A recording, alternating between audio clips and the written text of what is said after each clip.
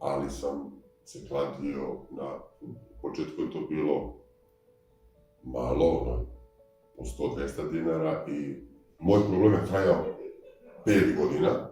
Dosta su mi pomogli ovdje da sve to prebrodim.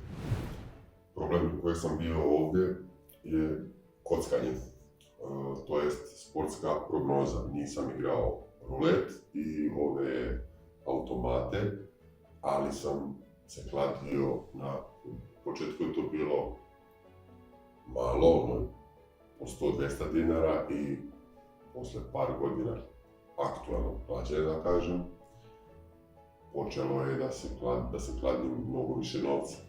S tim što sam se ja kladio, stvorio sam sebi zavisnost od toga toliko puno da sam još upao u dugove koje sam na kraju, hvala Bogu, vratio, ali sam bio i dalje zavisnik od klađenja.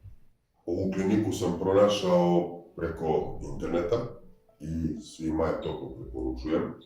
Moj problem je trajao 5 godina tog aktivnog klađenja i mogu vam reći da je stvarno veliki problem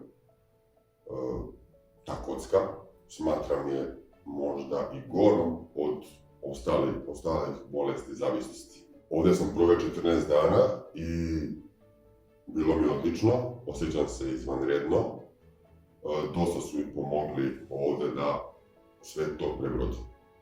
Trenutno se ne kladim, ne igram uopšte ništa, znači kad prolazim pored kladionice ili bilo kakvog kazina, nešto bilo šta na taj fazon, čak i kad gledam one reklame za vreme neke utakmice, kad gledam što reklamiraju te kladionice, uopšte me dotiče, jer mi je ova klinika stvarno pomogla. 6 mjeseci sam već, kao što sam rekao, čist, ne kladim se sve zahvaljujući ovoj klinici. Moj planovi za budućnost se tiču toga je da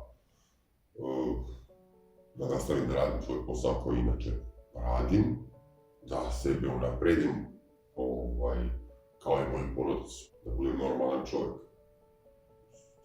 S tim što to pre nisam bio.